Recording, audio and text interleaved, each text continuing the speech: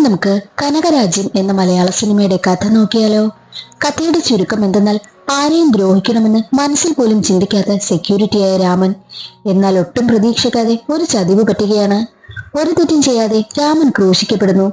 അതെങ്ങനെയാണ് സംഭവിച്ചതെന്നറിയാൻ എങ്കിൽ നമുക്ക് വേഗം സിനിമയുടെ കഥയിലേക്ക് കടക്കാം. സിനിമയുടെ തുടക്കത്തിൽ പുതുതായി ഒരു ജുവലറി ഉദ്ഘാടനം നടക്കുകയാണ്. അവിടുത്തെ വാച്ച്മാനാണ് രാമൻ. സാധാരണക്കാരനായ രാമന്റെ വീട്ടിൽ രാമനും ഭാര്യയും മകളുമാണുള്ളത്. മറ്റൊരു വശത്ത് വേണുവിനെ കാണിക്കുന്നു. രാവിലെ തന്നെ പുറത്തേക്ക് പോകാൻ ഇറങ്ങിയ വേണുവിനടുത്തെത്തിയ ഭാര്യയാണെങ്കിൽ ദേ അമ്മ വിളിച്ചിരുന്നു. നിശ്ചയത്തിന്റെ കാര്യമൊക്കെ ചോദിച്ചു. പിന്നെ വീടിന്റെ വാടക കൊടുക്കാനുണ്ടെന്ന് പറയുമ്പോൾ രാവിലെ തന്നെ ഡാർക്കാണല്ലോ എന്ന് ചിന്തിച്ച വേണുവാണെങ്കിൽ ഭാര്യ കൊടുത്ത ചായ പോലും കുടിക്കാതെ അവിടെ നിന്നും ഇറങ്ങിപ്പോയി. ഈ വേണു മുൻപ് ചെന്നൈയിൽ ഒരു ബിസിനസ് ആരംഭിച്ചിരുന്നു. വെള്ളപ്പൊക്കം വന്നപ്പോൾ ആ ബിസിനസ്സും അവസാനിപ്പിക്കേണ്ടി വന്നു.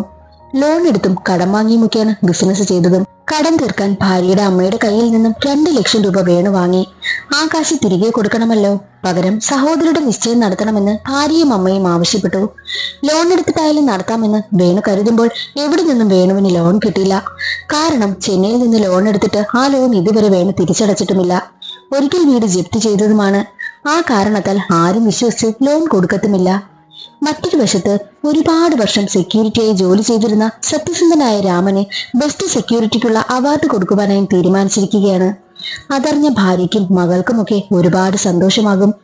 ഒരിക്കൽ ടെൻഷനായി കടയിലേക്കെത്തിയ വേണുവിനെയും കൂട്ടുകാരനെയും ചായ കുടിക്കാൻ വന്ന രാമൻ കണ്ടു. വേണു തന്റെ ഭാര്യ വിളിക്കുന്ന കോളൊന്നും എടുക്കാതായപ്പോൾ രാമൻ പറയും, കോൾ എടുക്ക്, വീട്ടിലിരിക്കുന്നവരെ എന്തിനാ ഇങ്ങനെ ടെൻഷനാക്കുന്നേ? മോളെ കഴിച്ചു, ഞാൻ പിന്നെ വിളിക്കാം എന്നൊക്കെ അവരോട് സമാധാനത്തോട് സംസാരിച്ചു നോക്ക്, അവർ കേൾക്കും. അത് കേട്ട വേണു ആണെങ്കിൽ വീണ്ടും ഭാര്യ വിളിച്ചപ്പോൾ കോൾ എടുത്തു. രാമൻ പറഞ്ഞതുപോലെ തന്നെ സംസാരിച്ചു. ഭാര്യയ്ക്കപ്പോൾ അതിശയമാണ് ഉണ്ടായത്. ആദ്യമായിട്ടാണ് വേണുവിന്റെ ഭാഗത്തു നിന്നും അങ്ങനെ ഒരു അനുഭവം അവൾക്കുണ്ടാകുന്നത്. അവൾ സമാധാനത്തോടെ കോൾ കട്ട് ചെയ്യുകയും ചെയ്തു. രാമൻ അപ്പോൾ പുഞ്ചിരിക്കും. എന്നാൽ കൂടെ ഉണ്ടായിരുന്ന വേണുവിന്റെ കൂട്ടുകാരന്റെ ചിന്ത മറ്റൊന്നായിരുന്നു. അയാൾ ആ ജുവലറിയിലേക്കാണ് നോക്കുന്നതും. എന്നിട്ട് ആ കൂട്ടുകാരൻ എന്തൊക്കെയോ പ്ലാൻ ചെയ്യുന്നു. ഭാര്യ വീട്ടുകാർ വേണുവിനെ വട്ടടിപ്പിച്ചപ്പോൾ എന്ത് ചെയ്യുമെന്നറിയാതിരിക്കുന്ന വേണുവിനടുത്തേക്ക് കൂട്ടുകാരൻ എത്തിയിട്ട്, നിന്റെ പ്രശ്നങ്ങൾക്കെല്ലാം ഒരു പരിഹാരം ഞാൻ കണ്ടെത്തിയിട്ടുണ്ട്, ഇതോടെ എല്ലാ പ്രശ്നവും തീരുമെന്ന് പറഞ്ഞ് കടയിൽ പോയി ക്രിസ്തുമസ് അപ്പൂപ്പന്റെ മുഖംമൂടിയും വാങ്ങി വരുന്നു. അവരുടെ പ്ലാൻ രാമൻ നിൽക്കുന്ന ജുവലറി കൊള്ളയടിക്കലായിരുന്നു. പാവൻ രാമൻ അതൊന്നും അറിഞ്ഞിരുന്നില്ല. വേണുവിന് ആകെ പേടി. അവർ തീരുമാനിച്ച ദിവസമെത്തി. അതിനടുത്ത ദിവസമായിരുന്നു രാമൻ അവാർഡ് കിട്ടാനിരുന്നതും. രാത്രി തന്നെ വേണുവും കൂട്ടുകാരനും ജുവലറിയുടെ പരിസരത്തെത്തി. ഇവർക്കറിയാവുന്ന ഹോട്ടൽ ജോലിക്കാരനുണ്ടല്ലോ, അയാളാണ് രാമനുള്ള ഫുഡ് കൊണ്ടു കൊടുക്കുന്നതും. അയാൾ അറിയാതെ വേണുവിന്റെ കൂട്ടുകാരനാണെങ്കിൽ രാമനുള്ള ഫുഡിൽ ഉറങ്ങുവാനുള്ള മരുന്ന് ചേർത്തു. ആ ഫുഡ് കഴിച്ചതും രാമൻ ഉറങ്ങിപ്പോയി. അതേ സമയം നോക്കി വേണുവും കൂട്ടുകാരനും ചേർന്ന് സ്വർണം മോഷ്ടിച്ചു. പേടിച്ച് വേണു കുറച്ചു മാത്രമേ എടുക്കാൻ സമ്മതിച്ചുള്ളൂ. അടുത്ത ദിവസം വിവരമറിഞ്ഞ ജുവലറിക്കാരനും പോലീസുകാരും ജുവലറിയുടെ മുന്നിലെത്തി. അപ്പോഴും രാമൻ നല്ല ഉറക്കമായിരുന്നു. ഉറക്കമുണർന്ന രാമനെ പോലീസ് സ്റ്റേഷനിലേക്കും കൊണ്ടുപോവുകയാണ്. വിവരമറിഞ്ഞ രാമൻ ഒരുപാട് വിഷമിക്കും. കാരണം ആദ്യമായിട്ടാണ് രാമന്റെ ഭാഗത്തു നിന്നും അങ്ങനെ ഒരു കാര്യമുണ്ടാകുന്നത്. അന്നായിരുന്നല്ലോ രാമൻ അവാർഡ് കിട്ടേണ്ടിയിരുന്നതും.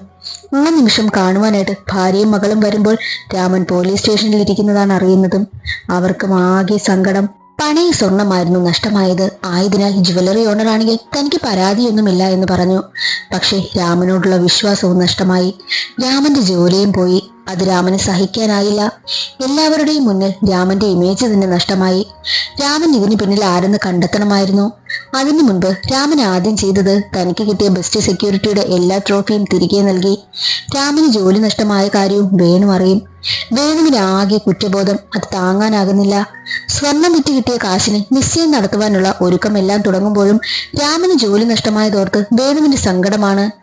അതറിയുന്ന കൂട്ടുകാരനാണെങ്കിൽ, ദേ നോക്ക്, ആവശ്യമില്ലാതെ നീ ചിന്തിച്ച് പ്രശ്നങ്ങളൊന്നും ഉണ്ടാക്കരുത്, നിശ്ചയം നടക്കാൻ പോവുകയാണ് എന്ന് പറഞ്ഞ് വേണുവിനെ സമാധാനിപ്പിച്ചു. എന്നാൽ രാമനാണെങ്കിൽ ഹോട്ടലിൽ ചെന്നിട്ട് അന്ന് കൊടുത്ത ഫുഡിനെ പറ്റിയൊക്കെ അന്വേഷിക്കും. ഇതുവരെയും ഫുഡ് കഴിച്ചിട്ട് ഞാൻ ഉറങ്ങിയിട്ടേയില്ല, പക്ഷേ അന്നുറങ്ങിപ്പോയി. എന്നാൽ ഹോട്ടൽ ഉടമയാണെങ്കിൽ അതൊന്നും അറിയാത്തതിനാൽ രാമനെ വഴക്ക് പറഞ്ഞ് അവിടെ നിന്നും ഓടിക്കുകയാണ് ചെയ്തത്. പോലീസുകാരിൽ രാമനോട് സ്നേഹമുള്ളൊരു പോലീസുണ്ട്. ആ പോലീസിനടുത്തെത്തിയിട്ട് എനിക്കിത് തെളിയിച്ചേ പറ്റൂ. എല്ലാവരുടെയും മുന്നിൽ ഞാൻ അപമാനപ്പെടുകയാണെന്നും രാമൻ പറയും. പോലീസ് എങ്ങനെയാണ് അവരൊരു കേസ് തെളിയിക്കുന്നതെന്നൊക്കെ രാമന് പറഞ്ഞു കൊടുക്കും. CCTV ഫുട്ടേജ് ചെക്ക് ചെയ്യും. പിന്നെ ഒരു സ്ഥിരം കള്ളനായ ശശിയെ പറ്റിയും പറയും. CI സാറിനെ ചെന്ന് കാണ്, നല്ലൊരു മാർഗം തെളിയുമെന്നും പറയും. CI സാറ് പുറമേ കാണുന്നത് പോലെയല്ല, ആള് പാപമാണ്. നല്ലോണം സംസാരിച്ചു കഴിഞ്ഞാൽ ഇതിനൊരു പരിഹാരം ഉറപ്പായും കണ്ടെത്താൻ പറ്റുമെന്നും ആ പോലീസ് പറഞ്ഞു. അവിടെ നിന്നും രാമൻ നേരെ പോയത് ശശിയെ കാണുവാനായിട്ടായിരുന്നു. ശശി താൻ മോഷണം നിർത്തി എന്നുള്ള കാര്യം പറയും. ഒരു വഴിയുമില്ലാതെ ബസ് സ്റ്റോപ്പിലിരിക്കുന്ന രാമനെ വേണു കണ്ടു. വേണുവിന് ആകെ ടെൻഷനായി. കാരണം ഒരു ഭ്രാന്തനെ പോലെയായിരുന്നു രാമൻ അന്നേരം. അന്ന് രാത്രി ടെൻഷൻ അടിച്ച് കിടക്കുകയായിരുന്ന വേണുവിനടുത്ത് ജുവലറിയിൽ മോഷണം നടന്ന കാര്യം ഭാര്യ പറയും. അത് കേട്ട വേണുവാണെങ്കിൽ ടെൻഷൻ സഹിക്കാനാകാതെ ഭാര്യയോട് എല്ലാം തുറന്നു പറഞ്ഞു. ഭാര്യ അത് കേട്ട് വേണുവിനോട് ഒരുപാട് ദേഷ്യപ്പെടും. നിങ്ങൾ ഇത്തരക്കാരനാണെന്ന് ഞാൻ അറിഞ്ഞില്ല. നിങ്ങളെ കാരണം ഞാൻ ഒരുപാട് അനുഭവിച്ചു. പക്ഷെ ഇതെനിക്ക് സഹിക്കാനാകില്ല. ഈ നിശ്ചയം കഴിഞ്ഞിട്ട് ഞാനും മകളും അമ്മയോടൊപ്പം പോകുമെന്നാണ് അവൾ പറഞ്ഞതും. അതൊന്നും സഹിക്കാനാകാത്ത വേണുവാണെങ്കിൽ മദ്യപിച്ച് കൂട്ടുകാരന്റെ ഓട്ടോയും എടുത്ത് പുറത്തേക്ക് പോയി. എന്നാൽ അതേസമയം ജുവലറിയുടെ പരിസരത്ത് നിൽക്കുകയായിരുന്ന രാമനെ പോലീസ് പിടിച്ച് സ്റ്റേഷനിലേക്കും കൊണ്ടുവരികയാണ്. അപ്പോൾ തന്നെയായിരുന്നു മദ്യപിച്ച വേണുവിനെയും പോലീസ് സ്റ്റേഷനിലേക്ക് കൊണ്ടുവന്നതും. രാമനെ കണ്ട വേണുവിന് പിന്നും ടെൻഷനാകുവാനായും തുടങ്ങി.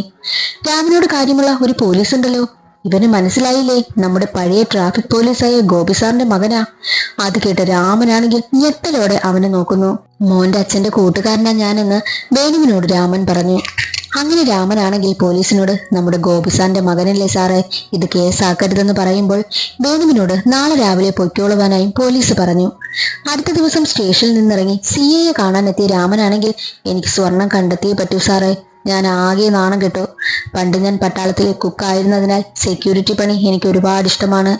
ഞാൻ കാവൽ നിൽക്കുന്ന സമയത്ത് എനിക്ക് രാജ്യത്തിന് തന്നെ കാവൽ നിൽക്കുന്ന പോലൊരു ഫീലാണ് എന്നുള്ള കാര്യമൊക്കെ വളരെ ഇമോഷണലായി രാമൻ പറയും. രാമന്റെ അവസ്ഥ കണ്ട് ഒരു കാര്യം ചെയ്യാം, എന്തായാലും മുതലാളി കേസ് കൊടുക്കത്തില്ല, നിങ്ങളൊരു കംപ്ലൈന്റ് കൊടുക്ക്, ബാക്കി നമുക്ക് നോക്കാമെന്നും പറയുന്നു. എന്നാൽ മുതലാളിയെ എതിർത്ത് കേസ് കൊടുക്കുവാനായിട്ട് രാമന് മനസ്സ് വന്നില്ല. ജുവലറിയിലെ CCTV ഫുട്ടേജ് രാമന് കമ്പനിയുള്ള ജുവലറിയിൽ ജോലി ചെയ്യുന്ന പയ്യൻ ആരും അറിയാതെ എടുത്തു കൊടുത്തു. മുടന്തുള്ളൊരാൾ മുഖം മറച്ച് ഓടിപ്പോകുന്നത് കണ്ട് ആ ഹോട്ടൽക്കാരൻ പറഞ്ഞ കാര്യം രാമന് ഓർമ്മ വന്നു. അന്ന് രാമന് ആഹാരം എടുക്കുന്ന സമയം വേണുവിന്റെ കൂട്ടുകാരനും അവിടെ കറങ്ങി നടക്കുന്നുണ്ടായിരുന്നു. അവരാണ് ഇതിന് പിന്നിലെന്ന് മനസ്സിലായി. കാരണം എന്തെന്നാൽ വേണുവിന്റെ കൂട്ടുകാരന് മുടന്തുണ്ടായിരുന്നു. രാമൻ വേണുവിന്റെ വീട്ടിലേക്ക് തന്നെ പോകും. അപ്പോൾ വേണുവിന്റെ വീട്ടിൽ നിശ്ചയ ഒരുക്കങ്ങളൊക്കെ നടക്കുകയാണ്.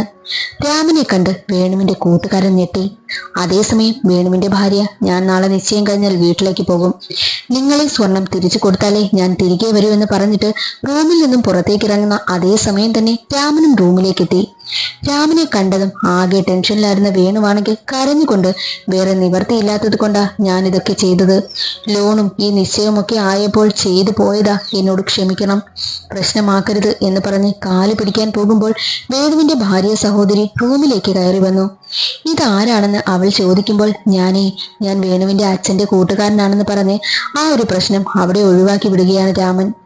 വേണുവിനെ അയാൾ ചതിച്ചില്ല. എന്നിട്ട് അവിടെ നിന്നും ഇറങ്ങിപ്പോയി.